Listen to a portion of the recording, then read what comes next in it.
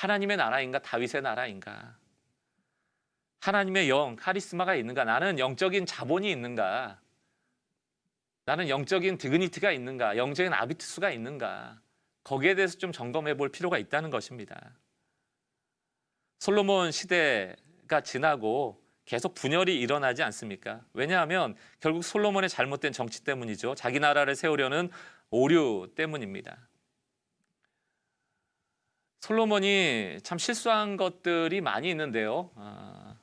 그 월터 브루그만의 예언자적 상상력 안에 있는 그 내용 중에 하나입니다. 이 솔로몬의 통치 시대에 빈부격차가 컸다. 이스라엘은 부요했을지 몰라도 심각한 빈부격차가 있었다라는 것, 왕국 수도에 굉장히 부가 집중되었다는 것, 이런 것들에 대해서 다루고 있고요. 또 웅장한 궁궐, 또 성전, 이것을 세우기 위해서 강제 노역을 했던 그런 좀 핍박도 있었다. 처음에는 유다 사람들은 전혀 참여하지 않고 어찌 보면 이방인들 많이 강압적인 노역을 시켰고, 필요하니까 이제 이스라엘 백성들도 노역에 참여하게 되고 그런 것들로부터 상당히 어려움을 겪었다. 그것이 솔로몬의 말년에 가면 불평으로 나오지 않습니까? 또 하나님의 역할을 국가의 수호신으로 이게 축소시켜 버린 것, 이방 종교가 유입된 것. 왜냐하면 정치적으로 이방인들과 결혼하고 하는 문제 때문에 생긴 오류들도 있었죠. 솔로몬 이후에 르호보암에게 열왕기상 12장 10절에서 11절 말씀 보니까 백성들이 왕께 아뢰기를 왕에 붙인 솔로몬이 우리의 멍에를 무겁게 하였으나, 이게 약간의 핍박과 노역이 있었다는 거예요. 자기 나라를 건설하기 위해서 이스라엘 백성을 동원한 것이죠. 왕은, 이게 르호보암이죠. 우리를 위하여 가볍게 하라 하였은즉 왕은 대답하기를 내 새끼손가락이 내 아버지의 허리보다 굵으니, 이게 무슨 얘기입니까? 나는 더 너희를 노역시키겠다, 더 힘들게 하겠다, 이런 경고 아닙니까? 내 아버지께서 너희에게 무거운 멍에를 매게 하였으나 이제 나는 너희의 멍에를 더욱 무겁게 할지라. 결국 이제 분열 왕국으로 들어가면서 솔로몬의 나라로부터 잘못된 그 국가에 대한 생각을 가지고 북이스라엘과 남유다가 이제 나누어지게 된 것이죠. 여러분들 그 북이스라엘과 남유다의 분열 그 도표를 좀 보시고 계시는데요. 여기 보면은 한국 교회도 요즘 그 교회가 굉장히 분열 많이 되고 있습니다.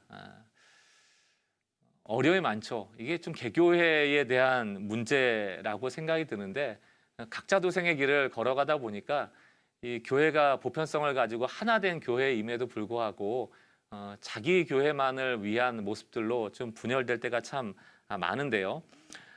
하나님의 이제 심판이 있고요. 그리고 이렇게 북이스라엘과 남유다로 나누어졌는데, 오늘 잠깐 볼 영역은 어딘가 하면 오므리 왕조, 굉장히 북이스라엘 중에서도 타락한 왕조 아닙니까? 그 이후에 이제 에후에 대한 이야기를 좀 드리려고 합니다. 에후 왕조가 나왔을 때 활동했던 이 선지자가 뭐 호세아, 아모스, 요나 이런 선지자들인데요.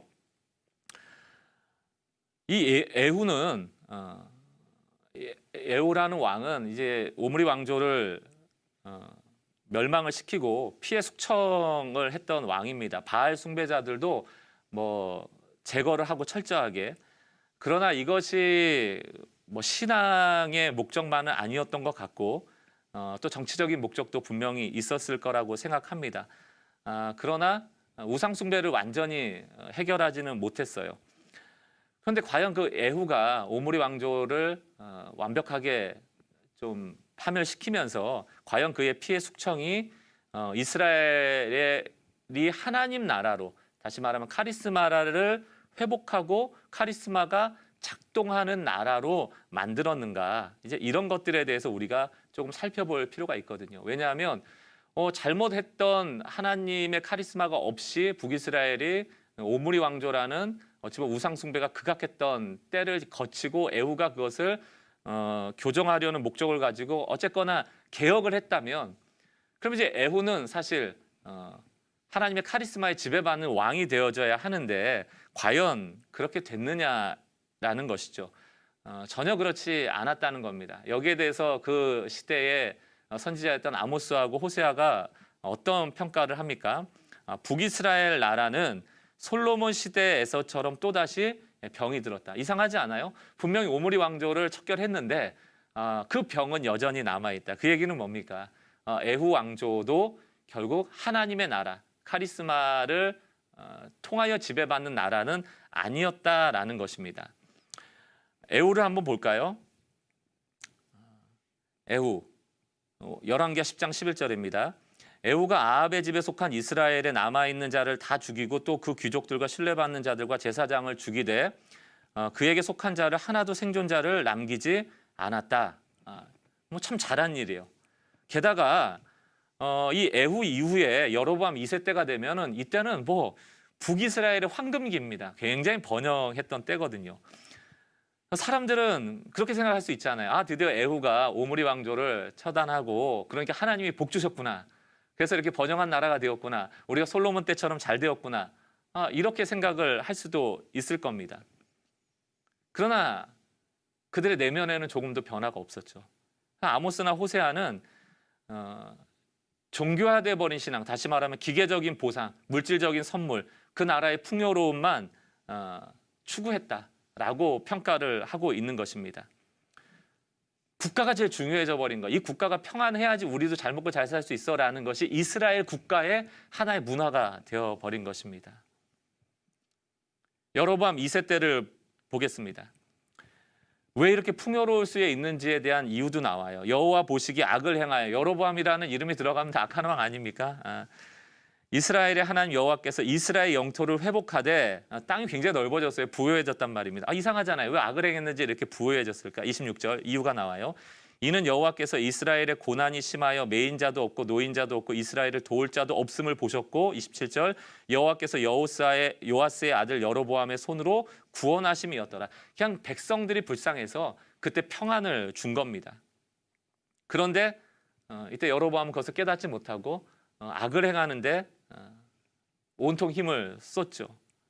그 이후에 아마샤 왕이 또 등극을 합니다. 이때 이제 아모스 선지자가 활동했을 때인데요. 아모스 7장을 보면 아모스가 말하기를 여로보암은 칼에 죽겠고 이스라엘은 반드시 사로잡혀 그 땅에서 떠나겠다 하나이다.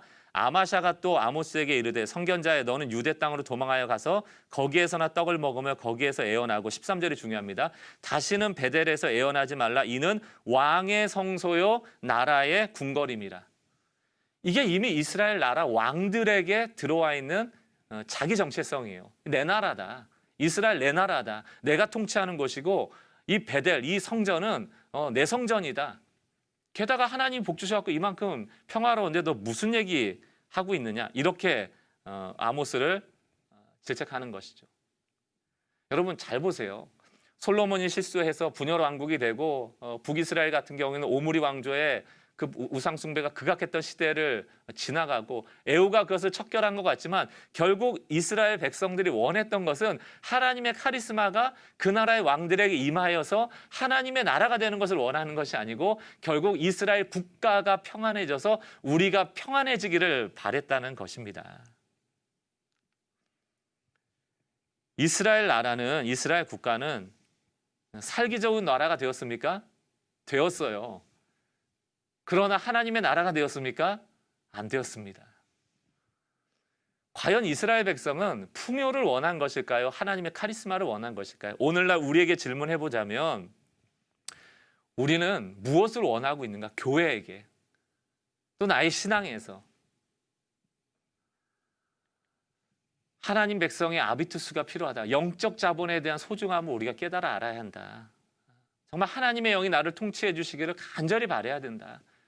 그리고 그 통치를 받고 살아가는 것이 물질의 풍요보다 교회의 성장보다 훨씬 더 중요하다는 것입니다. 우리가 부요해지고 우리가 풍요로워진다고 그것이 하나님의 복이 임한 것이 아니다. 우리가 열심히 살아서 얼마든지 부자 될 수 있고요. 우리가 얼마든지 열심히 노력해서 교회 키울 수 있어요. 그것과 하나님의 영이 임한 것은 다를 수 있다는 거예요. 그게 오늘 북이스라엘의 역사를 통해서 우리에게 하나님이 전해주시는 메시지입니다. 그럼에도 불구하고 요즘 교회도 그렇고 성도도 그렇고 목사가 좀 왕이 된 것 싶고요. 좀 저는 대형 교회에 대해서 뭐 비판하고 싶은 마음은 없습니다만 그냥 교회 크면 좋은 교회다 이렇게 이꼴보를 너무 쉽게 매기고 있는 것 같습니다. 그냥 교회 생활 안에 갇혀서 교회 문화 속에서 헤어나오지 못하는 것 같은데요. 하나님 나라 문화가 우리에게 필요하다. 영적 졸부, 교회 안에 매여서 교회 안의 문화에 그냥 빠져서 살아가는 것이 아니고 조금 하나님의 카리스마를 사모하면서 정말 하나님이 나를 통치하고 계시는 것을 믿고 그분의 뜻대로 좀 살아가고자 하는 그런 좀 거룩한 도전들이 좀 있었으면 좋겠고요.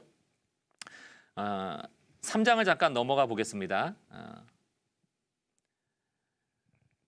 심판이 계속 이제 이루어지죠. 북이스라엘과 남유다가 이렇게 하나님의 카리스마를 떠나 살아가기 때문에 하나님의 심판이 이제 주어지게 되지만 하나님께서는 심판과 함께 동시에 회개를 통하여서 또 남은 자들을 통하여서 계속해서 하나님의 나라를 멈추지 않고 세워가시는 것을 우리가 알 수 있습니다.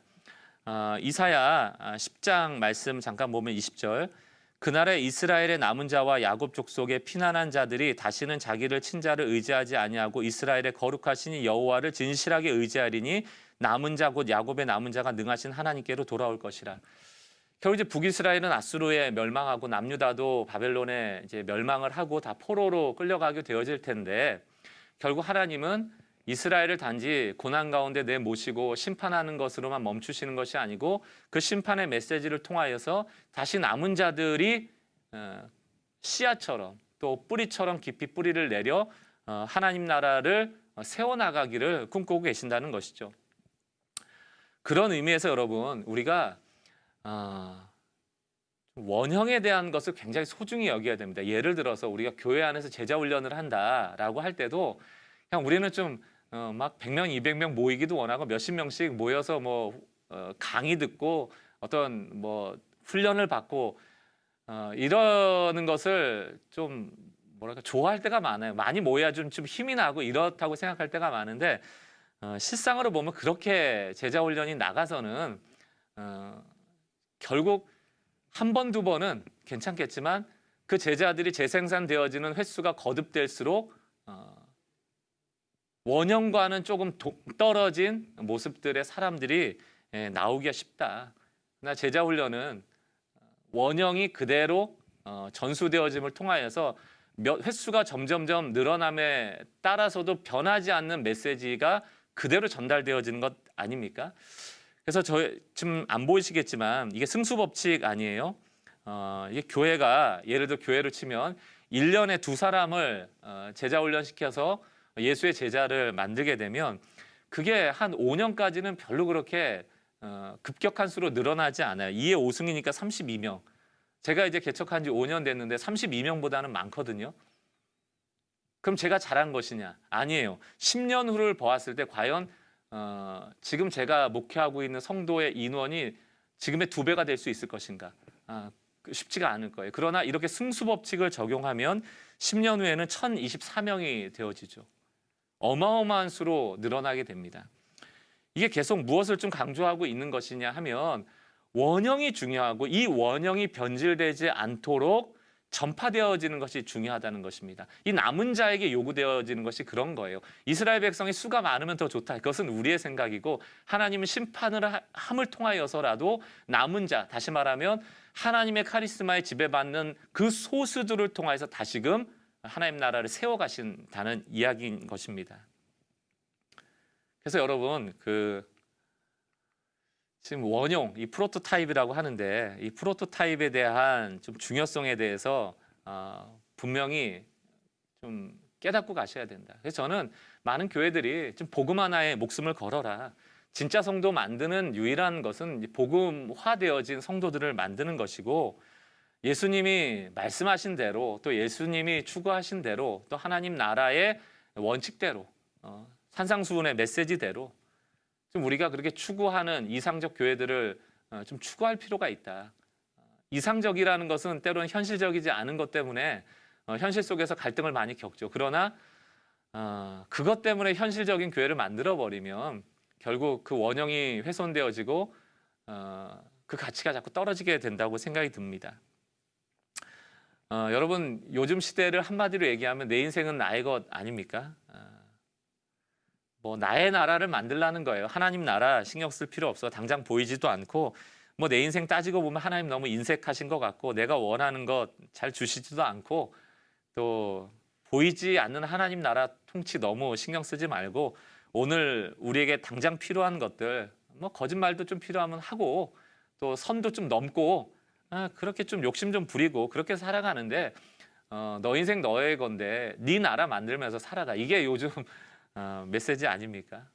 거짓 복음이라는 책 안에 보면은 그 19살짜리 여자 소녀죠. 소녀에 대한 얘기가 나옵니다. 카일리 제너인데 자산이 900만 달러.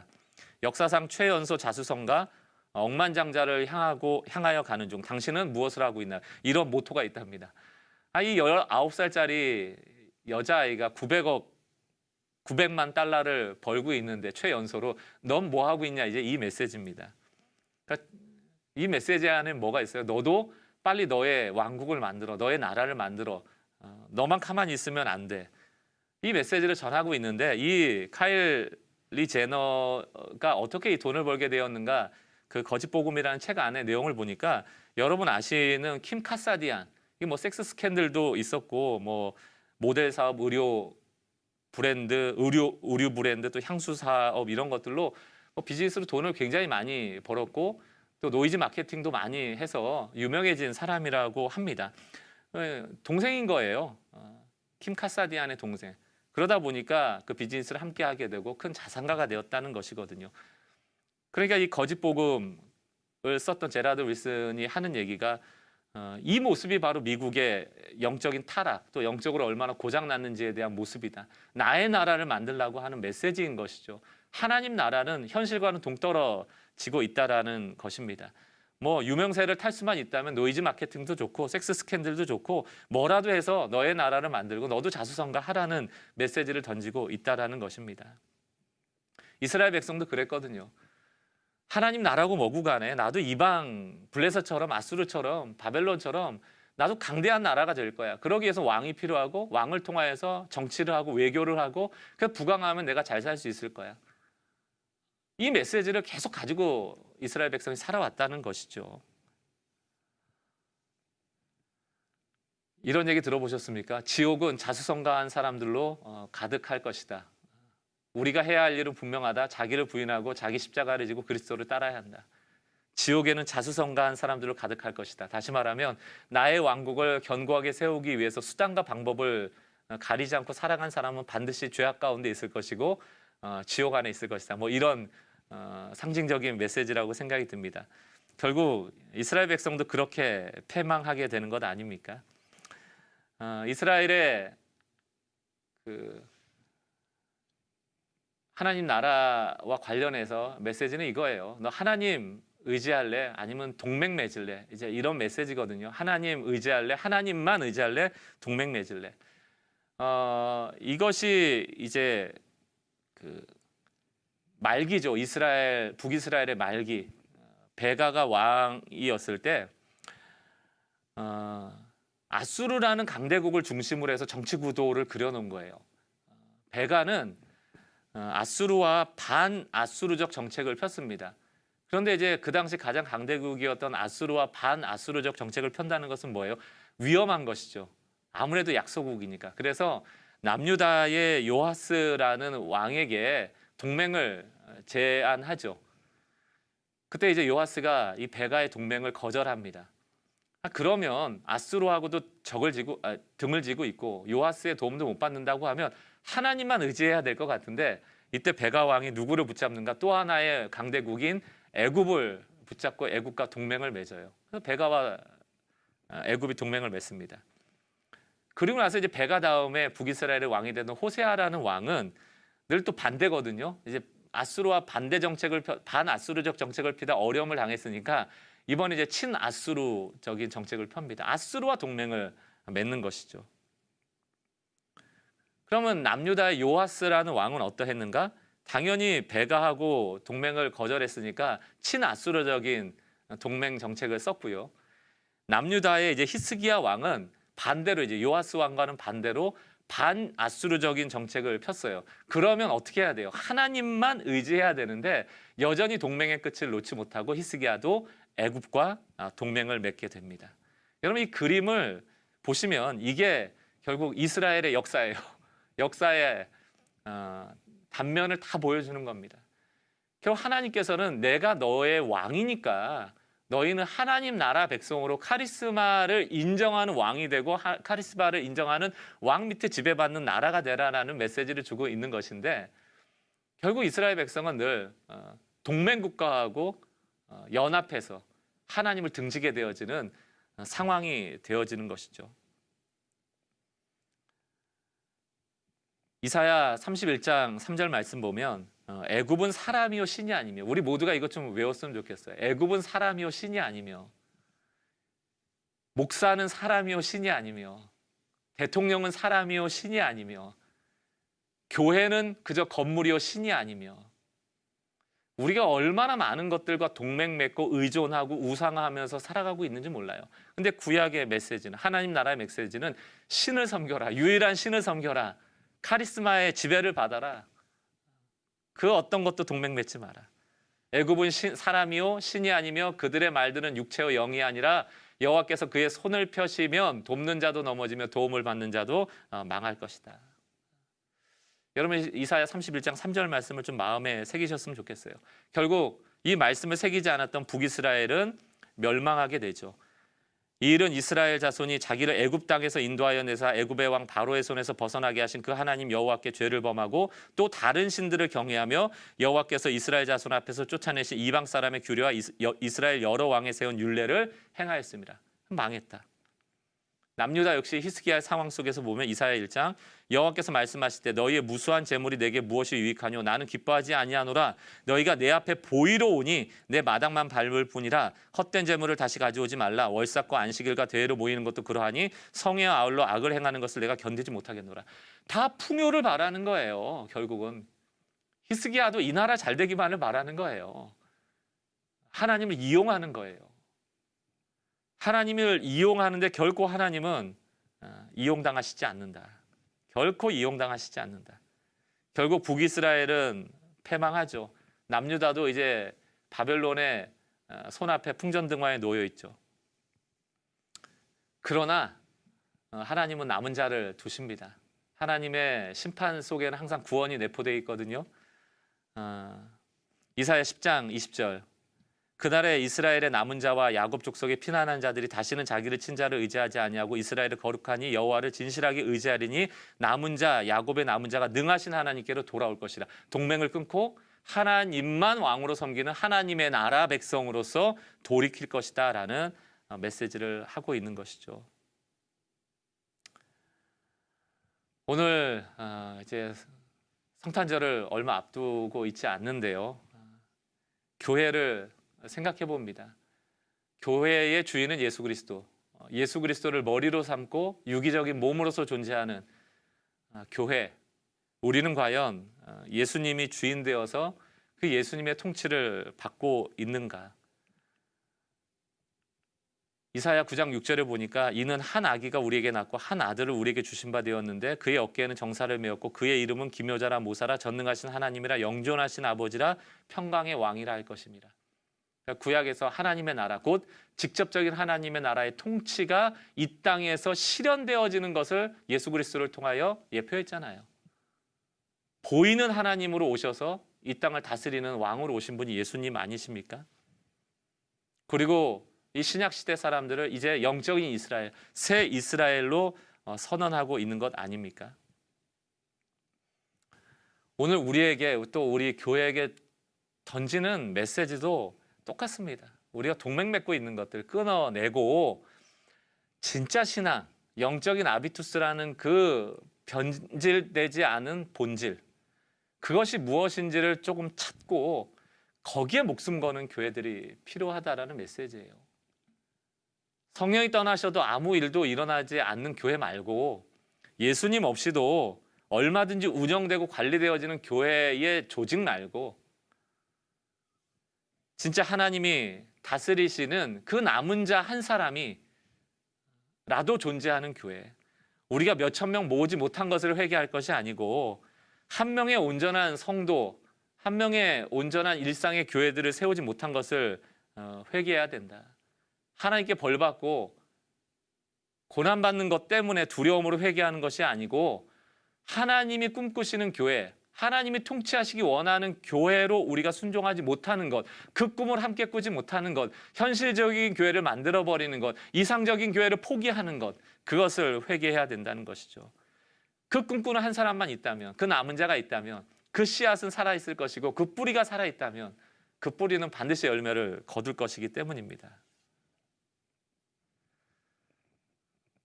요즘 학생들이 유튜버 되는 게 꿈이랍니다. 요즘 보면 목사님들도 다 유튜버 되는 게 꿈이신 것 같아요. 유튜버도 좋고 뭐 다 좋습니다. 그러나 그 모든 사역 위에 카리스마, 하나님의 영이 떠나면 안 된다는 것이죠.